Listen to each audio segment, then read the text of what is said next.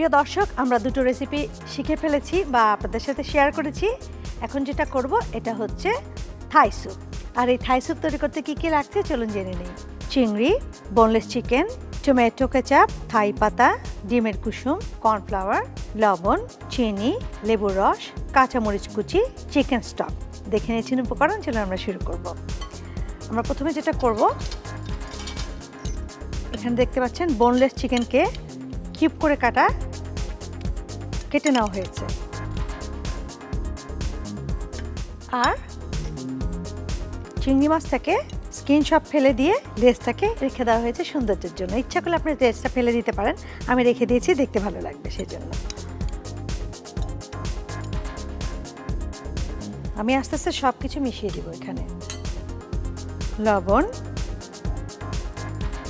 চিনি, থাই পাতাটা দিয়ে দিলাম। এবার দেব টমেটো কেচাপ, দেব ডিমের কুসুম, তারপর আমি কর্নফ্লাওয়ার গুলে দেব। কর্নফ্লাওয়ারটা আমি এর মধ্যে পানি দিয়ে গুলে দিচ্ছি।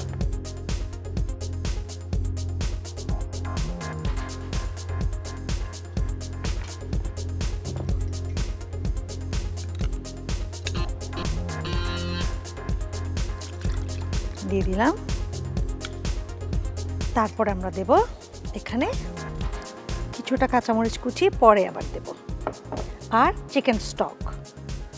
চিকেন স্টক কীভাবে তৈরি করে নিশ্চয়ই আপনারা সবাই জানেন, তারপর আমি আপনাদের সুবিধার্থে বলে দিচ্ছি। চিকেনটা খুব ভালো করে ধুয়ে, 500 গ্রাম যদি হয় চিকেন, তাতে একটা গোটা পেঁয়াজ ছুলে, 1 টুকরা পেঁপে, 1 টুকরা গাজর দিয়ে 8 কাপ পানিকে 4 কাপ করতে হবে। আপনারা ওইভাবে জাল দিবেন। জাল দিয়ে যখন হাফ হয়ে যাবে পানিটা, তখন মাংসটাকে বের করে বাকি জিনিসগুলো ফেলে দিয়ে এটাকে ছেঁকে নেবেন, তাহলে হয়ে যাবে চিকেন স্টক। এটাকে মাইক্রো মোডে দেব 5 মিনিট।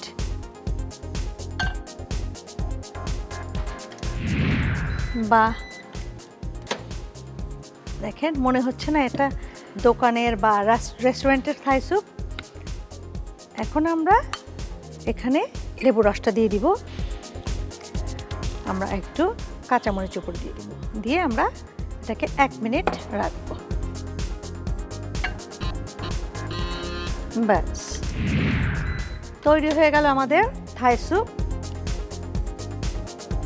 তো প্রিয় দর্শক, তৈরি হয়ে গেল ওয়ারপুল মাইক্রোওয়েভ ওভেন দ্বারা এরকম থাই স্যুপ।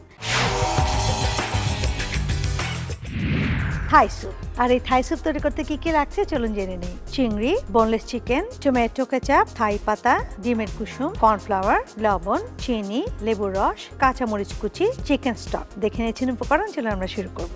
বোনলেস চিকেনকে কিউব করে কাটা।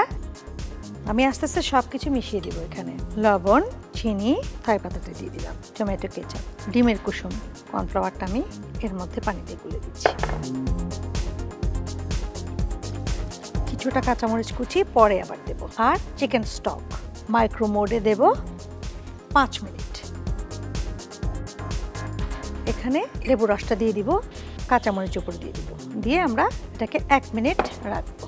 তৈরি হয়ে গেল আমাদের থাই স্যুপ।